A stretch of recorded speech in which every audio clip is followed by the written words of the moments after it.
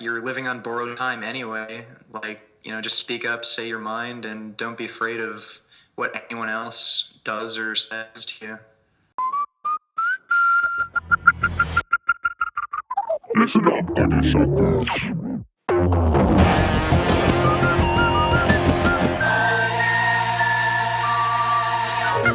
Hello and welcome to another Vegan Revolution podcast. Today I'm going to be interviewing Richard Burgess, I assume that's how you pronounce his surname, aka Vegan Gains on YouTube. If you don't know about it yet, you're about to learn about him.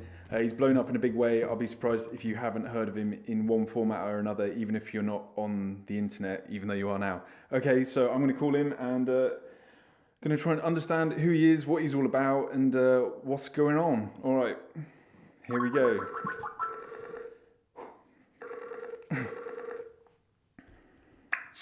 Hey! Yo. How's it going, Richard? This is cool, man. It's have you I don't know if you kind of get the format of these podcasts, but these go on for quite a while. So have you got like an hour and a half at least to sort of chat? Yeah. Cool, man. This is good. So it's yeah, I thought I'd just start off by introducing you to the audience if they haven't heard of you yet. But where to begin, man? It's in the last 6 months, you've kind of risen into sort of like the YouTube community as like the latest edition of sort of like an outspoken vegan personality, whilst tearing apart the fitness industry, which has become apparent that it's full of deception, fucking disinformation, greed, and sort of basically people selling bullshit products and lying about steroid usage. You've decided to become some sort of online virtual vigilante who's just fucking like... would you describe yourself as a sociopath? I believe you've said that before. Yeah, I definitely am. Sort of like a philanthropist sociopath who's just fucking putting out the truth in a way that cannot be ignored by the people who fucking hate you. There's no indifference towards you, basically. Everyone's got an opinion.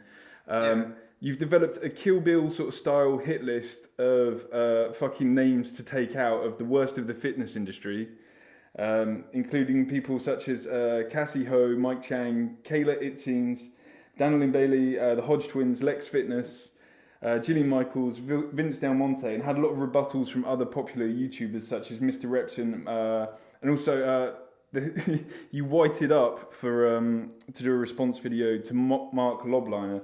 Yeah. And as of today, blacked up, even though you are black. Yeah. Yeah, I went blacker face. Fuck, man. And yeah, basically, there's even like a divide in the vegan community as to whether people should like you or not, to the point you're that controversial.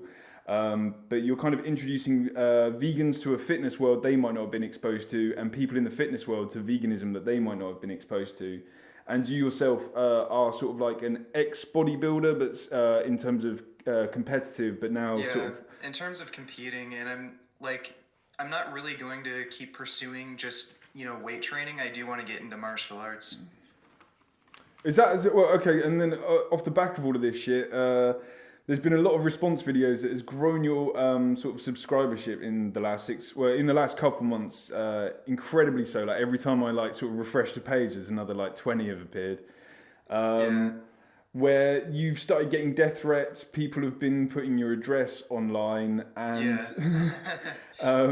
and people are just fucking talking about you in the fitness industry. All these sort of fucking steroid monkeys that are freaking out. Their already shrunken testicles are shrinking a little bit more at the idea they might be next on your hit list, or a testicle in the case of Furious Pete, I suppose.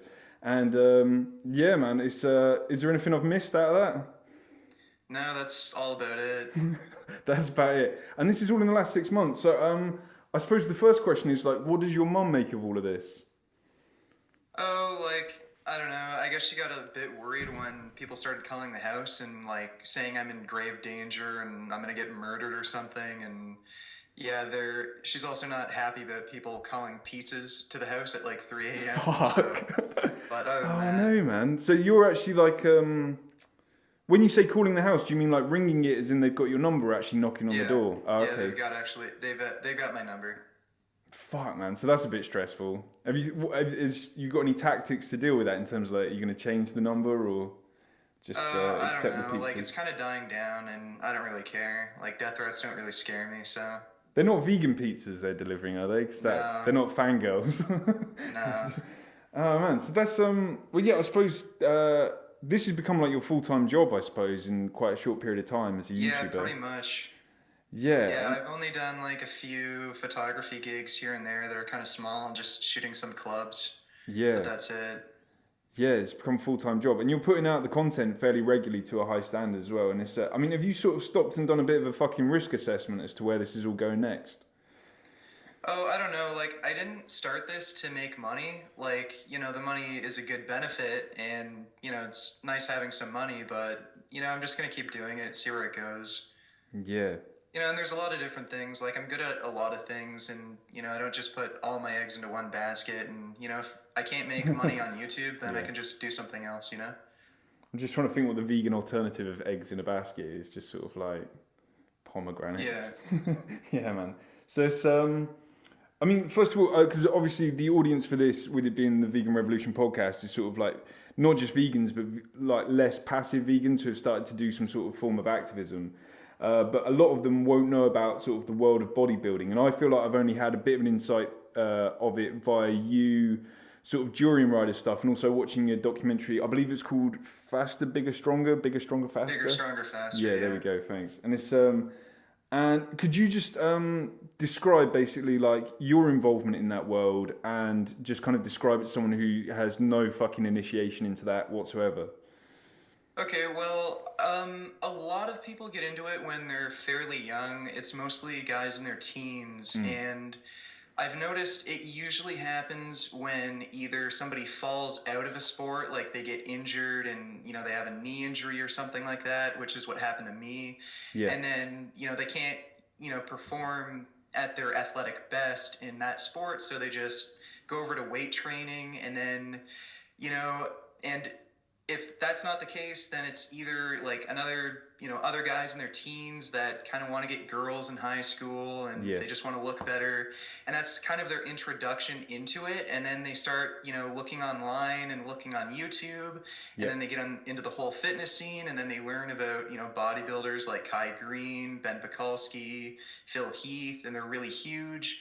And then it kind of snowballs. Like, you just get more and more into it, and then once you start competing, like, that's when it really gets bad. The competing is just the absolute worst of it. Yeah. Like, anyone can throw around weights in a gym, but like, I don't know how to explain just how insanely dedicated and stressful and just the dieting involved with competing. And especially doing it naturally, that's when it's actually the most dangerous. Competing in bodybuilding with steroids is actually a lot safer. Your Okay. hormone levels just get so damn low when you're dieting. Yeah. The last show I did, I think it was like a year and a half, 2 years ago now, I couldn't get an erection for the month Fuck. leading up to that show. Shit, man. And I've actually known two guys who had that happen to, and then like years later they're still having issues with that, like getting erections and getting their testosterone levels up. Yeah. But I was fortunate, like I rebounded pretty much instantly, like the day after. As soon as I started eating, like I could get erections again, and my strength got up pretty quickly. So I got out of Yeah. it pretty unscarred. But some people do this for years and years and years, and it's just a really horrible drag on them mentally. It really builds a lot of insecurity, because you can never be big enough, you can Yeah. never be lean enough, you can never be proportioned enough, and that's the whole mindset. Like, you can never be good enough in bodybuilding, and that's really the real danger of it. Yeah, and could you just describe the first time that you personally competed? Like, what was the atmosphere like? Like, is it sort of like just some fucking sports gym that they sort of rent out for the day to do a show, or like what's the scene of No, that? usually those bodybuilding shows are held at like schools in the gymnasium, Yeah. or just at like some sort of community center type place, anywhere where there's a large venue with seating. Yeah. And the atmosphere is actually pretty good, like especially in the natural shows that I've competed in. I've only competed in the IDFA, which is a natural organization in Canada, and I think they might be in the States now too. But that's actually my favorite bodybuilding organization as far as like the atmosphere and other competitors and just how the shows run in general because it's pretty positive and you don't get that weird kind of negativity that you do at some of the drug tested shows and the Mm. competitors are a little more level headed too because they're not taking it quite as seriously usually Yeah. as some of those shows that don't drug test. Yeah. So, in my experience, like as far as meeting other competitors and like, just interacting with some of the people who run the whole show, they're pretty good. But Okay. like as far as actually competing in it and, just the experience like that's happening to you, it's really bad, but you do kind of get into the whole community aspect and it's kind of bad in a way because you support each other in your bad habit. Yeah, yeah, I see what you're saying, and it's so there is a divide. Like there's natural bodybuilding, and there's just kind of that other bodybuilding that may or may not be natural. Is that sort of the gist of it? Well, there's not really any such thing as natural bodybuilding, really, because there are actually still guys taking steroids in natural bodybuilding Right. shows, and it's because they'll swear up and down that they're not taking drugs, but these people really have mental issues. Yeah. They have issues with their, insecurity and their ego, and they'll say, "Oh, I'm not on steroids," and in their head, they actually think they're not taking steroids. They're just on Anavar or just clenbuterol. Like, it's weird how they have that line of reasoning. Yeah. Yeah. I mean, do you think? Kind of like someone like Furious Pete, let's say, like they kind of come across like there's a certain element of sincerity to them when they're sort of like, don't Right. worry, guys, like I'm gonna survive cancer, and you're all great for supporting me, and like here's a link to my product still, like.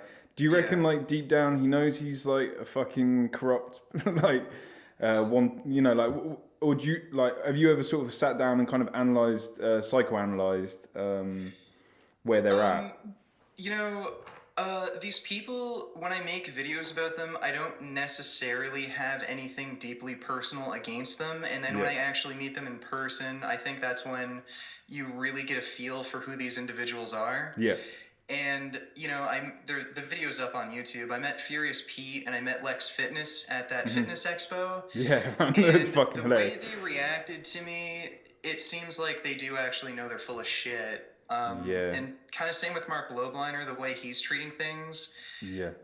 Chris Jones and the Hodge twins, the way they've responded, it kind of seems like, they realize, they're kind of wrong. They're maybe sort of honest about what they're doing.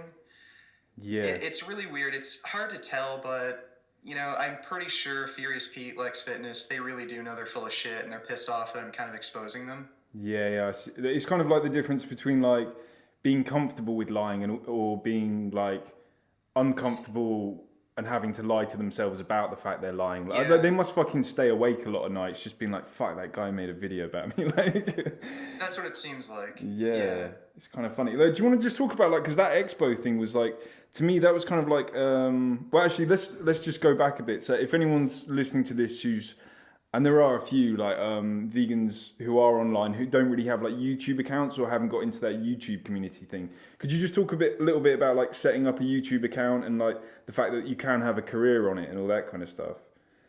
Okay, well, you just set up a YouTube account. You just, have to have a Gmail account, and it's pretty simple. Yeah, And then you can just start uploading YouTube videos to your YouTube account. And I think right away, I think just after one video, you can make an AdSense account. yeah, And what the AdSense account does is it runs ads on your YouTube videos, and yeah, then you make revenue off of those ads. And I think you need to make $100 minimum per month to actually get paid. But right. if you make under that per month, like it'll just hold those earnings until the next month. But I don't have that issue. I'm making like a few thousand a month. Yeah, fuck, man. And that's what I want to get across is the fact that this isn't just like some fucking hobby that people have. Like this is people's. It can become their careers quite quickly. And in your case, it's been 6 months since you started it. So like, what kind of was the first inspiration as well to just be like, fuck it, let's do this?